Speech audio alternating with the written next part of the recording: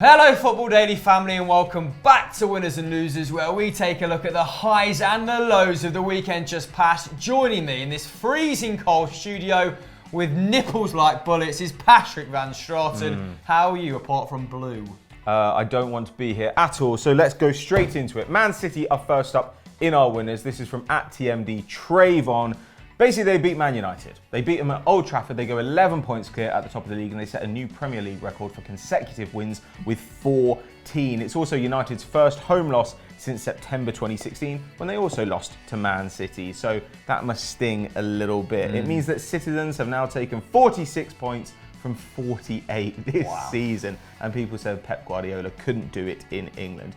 Otamendi got the winner in this game, and that takes his tally in all competitions to 4, and he was pretty damn good on the day. He had a goal, 2 shots, 80 touches, 90% passing, 3 tackles and interceptions, 5 aerial duels won. That's an 83% success rate, which given the size of that Man United team is pretty impressive. But it was scrappy. This was not a game for the purists until maybe the last 10 minutes when Bernardo Silva came on and Raheem Sterling was just motoring through the middle of the park. Even David Silva only managed a 77% pass accuracy in this game. Bearing in mind he's averaged 89% this season. You get an idea of how scrappy and gritty this game was. But overall, City deserved the win. 65% possession, 14 shots to 8, 7 on target, 2-5. Though I believe that United are only the second team this season to get more than 7 shots off against Man City and to get over 4 shots on target against them. Don't ask me the other one, because I don't know who it is. Yeah, I think they were actually better when they went 1-0 down, Manchester United. That's probably true. A little bit more positive, less inhibited. But one man who didn't have the best game for the Red Devils was Romelu Lukaku. Was that his worst Manchester United game? Let us know in the comments below. He was technically at fault for both goals, although the second was pretty harsh. Sort of half clearance that came off the back of Smalling. But in the 90 minutes that he played, he only completed 6 passes from a 38% pass accuracy. Doesn't really bode well, does it? He's now just scored 2 in his last 13 appearances, having scored in all but 1 of the previous 10. Now, he was clearly frustrated by the final whistle, and apparently it continued after that, Pato. He also battered Edison, I have down here. I don't know what that entails, but apparently they got into fisticuffs in the tunnel. And bottled Arteta. Hopefully that's a water bottle. Yeah, not a real bottle. And what's that fancy war that Zach drinks? Oh, Voss. Yeah, that comes in the glass bottle. Hopefully not a Voss bottle. Yeah. Arteta will be out for some time. Voss, if you want to sponsor us. But yes, apparently a 20-man brawl ensued after Mourinho asked Manchester City to turn down their music following the victory. Classic old man behaviour. The hypocrisy of it all. Him asking Manchester City to be sort of dignified in victory. Do you remember when he beat Pep Guardiola's Barcelona with Inter Milan? And he just ran around the pitch doing this, going absolutely ape. But yeah, this was City's 4th consecutive 2-1 win in the Premier League. That's championship winning form, baby. Is the title over already? Let us know in the poll just above. Our first losers of the week. Pretty enjoyable for me. It's Chelsea. Who does this come from and why are they in our losers, Hammer? This comes from Jinx Gamer 101, and that is because they lost to David Messiah's West Ham at 1-0, slipping 14 points behind Manchester City. They've now lost 3 of their last 4 away games to West Ham, so somewhat of a booby team for Conte's men. The Italian also declared them subsequently out of the title race. They've dropped 16 points this season, and he dropped 21 in the entirety of the 16-17 campaign. Wow. Now, the coach carries on his poor record in London derbies as well. 5 of his 9 losses have come against capital opponents, Pato. But David Moyes, good news for him and his grey hair and Mo Sislak-like appearance. Yeah, I mean, he needed some good news, didn't he? Because he looks depressed all the time. And this was his first home Premier League win in nearly a year. He's been on an 11-game run, 5 draws, 6 losses, absolutely rubbish. And somehow they did it despite Mark Noble playing in this game. He got his 100th Premier League win with the Hammers, despite being very old and basically useless now. Arthur Masuaku at left back was probably the game's outstanding performer. Completed 11 dribbles, that's over double that of Eden Hazard, had a 92% success rate, also made 6 tackles and interceptions, and had a 92% pass accuracy. I believe he's 23 years old, so he's quite an interesting player to watch. On the other hand, West Ham still in the relegation zone, but they are now level on points with 17th place West Brom. And when you consider that they were pretty damn good, probably dominated the first half against Man City, and now basically got a relatively comfortable win against Chelsea. Like, Chelsea didn't really create any chances of note, despite hammering on the door for pretty much the whole game. Things are looking up for West Ham. Who knows, maybe David Moyes still has some talent rocking around in that empty grey head. This is also their first clean sheet in all competitions since September. That ends a run of 9 games in which they conceded 19 goals, more than 2 a game. That does not seem like Premier League form. But anyway, they've got Arsenal up next in midweek. Predictions? Away at the Hammers, I think it is. We never do well. So I don't know. On current form, I think I'd go for a 2-2 draw. Delighted that I took Aaron Cresswell. Aaron Cresswell. Delighted that I took Aaron Cresswell out of my team. Got a clean sheet. Then he also took Jermaine Defoe out of my team, who scored 2 goals. So first loser should be me. Next. Our next winners come from Bono 1047 Pato. We're going to the continent. Who are they? Barcelona. Yeah. They're in our winners. What a shocker. 21 games they've now gone unbeaten in La Liga. 18 wins, 3 draws, beat Villarreal 2-0. It all just looks quite easy for them at the moment. And Villarreal did not have happy prospects from the beginning. They haven't beaten Barcelona in 16 attempts. They've lost 11 of those. 5 draws, actually a bit better than I thought. And that's their worst record against a top flight opponent, though I think that could be said for quite a lot of Spanish clubs. 20 teams. Pretty much. They were also coming into the game on the back of 3 defeats. Barca, on the other hand, had 1 win and 2 draws. So both teams were perhaps not operating at their maximum capacity, but Barca pretty dominant in this game. Piqué hit the bar in the first half, though Ter Stegen had to make an amazing save from Soriano. There were a lot of crosses in this match. It was an absolute David Moyes cross fest. But the game changed on the hour mark when 22-year-old right winger Raba was sent off in only his 2nd start for the club. Not a dream for him. He was late on Busquets. A little bit.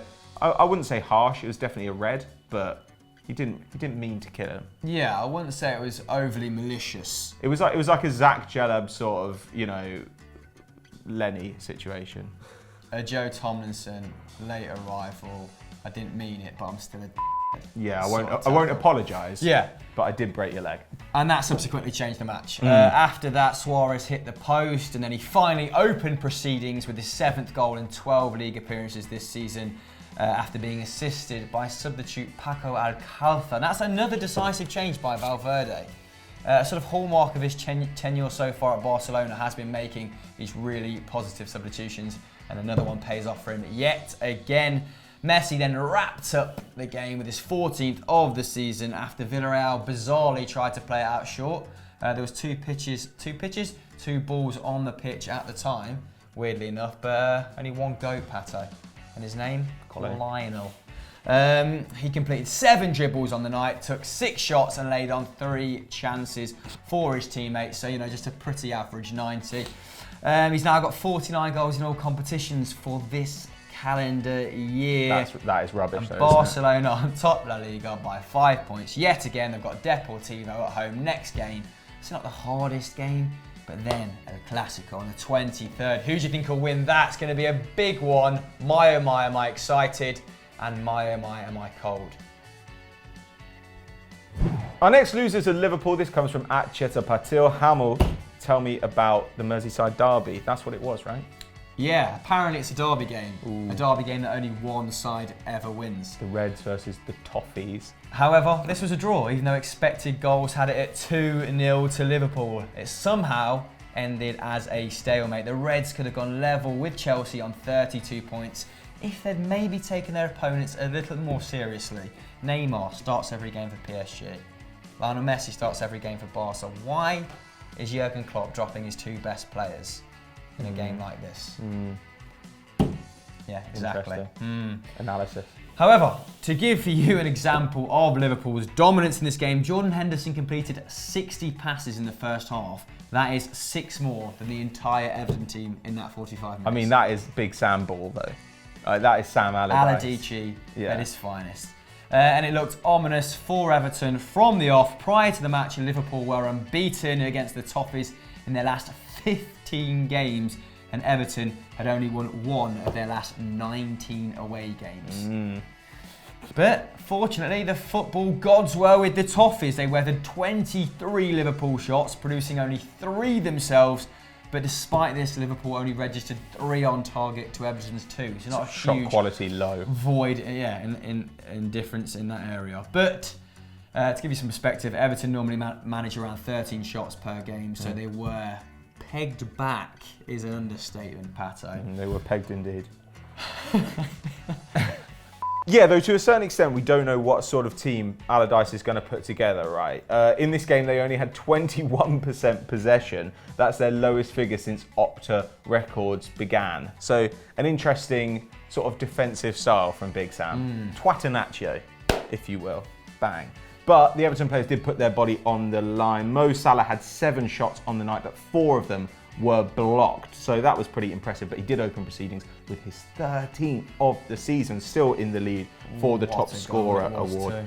In fact, Everton completed 50 clearances in this game, made 21 blocks, attempted 36 tackles. The highest average this season across the Premier League is 20, and that's Huddersfield. So it really is a huge change of style that we're seeing from Koeman, kind of also boring, but you know, a little bit more expansive, more of a possession style, into Allardyce.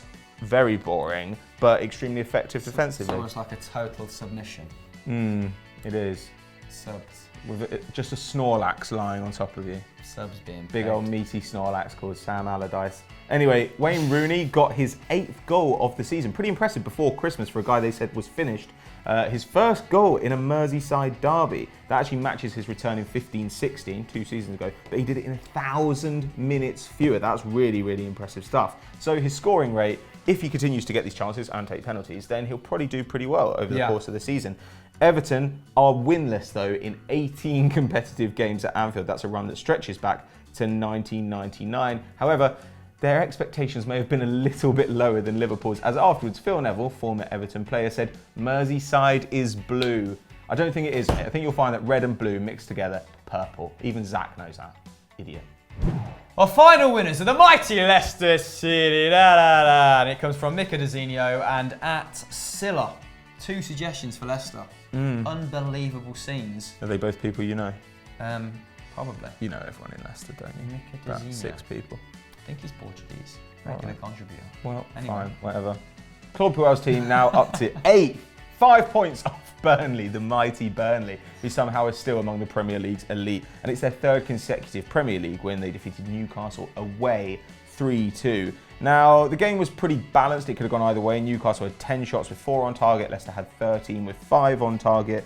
But that is actually 4 shots higher than Leicester's average over the course of the season so far. And they seem to maybe think Darlow was a bit of a weak link in goal. They had quite a few pot shots at him. They had 62% possession away from home, though. So they really did kind of control the flow of the game, if not perhaps the balance of chances. They've only been averaging 44% in the league so far. And that was actually a concern when Claude Puel took over. Puel historically likes to play a possession style. Leicester, over the last couple of years, have made their name with pretty much an anti-possession style. They're a counter-attacking team. So it's interesting to see how that transition would be managed when he doesn't have someone like, I don't know, a Romeu, like he had at Southampton, who's a controller at the base of midfield. But they've seen more of the ball than their opponents in 4 of their last 6. The other 2 were games against Tottenham and Manchester City. So it seems that this transition is in progress, and the fact they're winning while making that transition is really, really positive news for the Foxes. Yeah, I'm a big fan of Puel and what he's doing at Leicester City. Long may it continue. The team seem a lot more composed, but they weren't when they went down in the 4th minute. Joselu scoring. Doesn't get many, does he? And this one was somewhat fortuitous as well. A complete lack of defending. I think Dwight Gale just pulled it back, evading everyone, and he was there to slot home, although he hit it into the ground and bounced over Schmeichel. Interesting tact bit like me at Power League. And that was Newcastle's second fastest goal in the Premier League. And it put the home side ahead in a breathless first 15 minutes. They were going at it hammer and tong. Leicester equalised with a long-range howitzer. More like an absolute... The keeper's had a mare. I mean, it was a decent effort from Mahrez. Shouldn't have gone in. But 4 of his last 7 English Premier League goals have been from outside the box. Him and Coutinho, specialists from distance. Now, Gale, Gray and Jose Perez eventually settled the tie with their various contributions, but it was 20-year-old Wilfred Ndidi who caught our attention on the night. 2 shots, 2 dribbles, 2 key passes, 7 aerial duels, 6 tackles, 1 assist, 3 interceptions and 75 passes, which was a match high. He bossed the game. And he continues to hold Leicester's midfield together in this transitional period that you were talking about, because Iborra did not have a great game, or Brighton looked unfit, and I forget who played out on the right. So yeah, Gray? Anyway, probably. I think Gray played just behind the striker. Where did Mahrez play then? Yeah, Mahrez. Now, Wilfred Ndidi is averaging 5.4 tackles and interceptions this season, only 0.2. So not very much behind N'Golo Kante. Guys, he's being touted for a move to a bigger club. What do you think? Has he caught your eye? Let us know in the comments below. And will Leicester get Europa League football? No. Our final losers of the week are Arsenal. This comes from @NiraMyC. Sorry if I butchered that. Don't know where one word ends and the other begins. The peril of Twitter handles. Anyway, Arsenal, not the result they wanted against Southampton, was it? Nah. A 1-1 draw against Southampton, and not a vintage Southampton side either. The 7th time in 16 games they've dropped points this season, drawing 2, losing 5. Fortunately for them, a lot of other top sides are also. Yes, but they conceded in the 3rd minute. It continues their trend of sloppy starts. That's 6 out of 20 Premier League goals conceded in the first 15 minutes. But Arsenal recovered to dominate the game. 67% possession, 11 shots versus 6 on target versus Southampton's 3. It's quite a decent return from Southampton considering they have no strikers. Charlie Austin, bricklayer, not striker. He's a great bricklayer. I actually don't mind Charlie Austin, I think he's a decent player. Useful, as he proved in this game. But yes, no side has gained more points this season from losing positions than Arsene Wenger's Arsenal, which is 10, level with Pep Guardiola's Manchester City. Not bad. So showing a bit more steel this season, but not doing enough to finish teams off, are you? Indebted pretty much to Giroud's 84th minute equaliser. He's now level with Ole Gunnar Solskjaer for the most Premier League goals as a sub for a single team. So next time someone says super sub in a pub quiz, it's not automatically the Norwegian. Could be big honked Frenchman. Arsenal now conceded 32 away Premier League goals in 2017. Only Stoke, Watford and West Ham have conceded more, Pato. But the bricklayer laid a brick on you. Yeah, Charlie Austin has scored in all 3 appearances he's made versus Arsenal, and he was pretty dangerous in this game. Obviously got his goal, hit the post, forced a good save from Cech, all in the first 10 minutes. He's got 8 goals in his last 11 league starts. Obviously the issue here is that he's not fit enough because he's averaging a goal every 80 minutes in the Prem. That's pretty damn good. Like, since the start of 2014-15, he's scored 30 Premier League goals. Only 5 Englishmen have scored more. And what I've got down here on the sheet is outside chance of Russia, question mark, exclamation mark. No, I don't care. And striker is a position where I think England are pretty well stocked. So I'm not sure that's going to happen. Tadic, he's dropped off this season. Like Chris says, Southampton just cannot get any chances at all. Yes, okay, they went ahead in this game and they were dangerous, but they couldn't really convert that into shots or attempts from good positions. And part of the reason for that is Tadic. His chance creation is down from 2.5 key passes per 90 last season to 1.9 this season. And last season, you may recall, he was as well. So it's a little bit troubling. It was his first assist of this campaign yesterday, but that's his 26th for Southampton in the Prem. And only Letitia has more, but he has 38 more. So That's bleak, isn't it? I don't know, there's some way to go there. Their assisters go from 64 to 29. It's absolutely horrific. So I don't know, they need to find some consistent creative talent. That's definitely going to be in their transfer needs for January. Next up, they've got Leicester at home. So it'll be interesting to see how Claude Puel does on his return to the Saints. Let us know your predictions for all of the games in the run-up to Christmas in the comments below. So guys, that was this week's winners and losers, but who did we miss out? Let us know, as you always do, in the comments below. Pato, what else is going on? Head over to EuroFootball Daily and check out the Euro Roundup when we cover a bunch of the other teams from this weekend. All the ones that we've missed out here, including a couple of trips to Italy. And we even hop across the pond and go to Toronto. Toronto. Bye. Bye. Gotta get it up for this one. Well, that's making the cut, innit?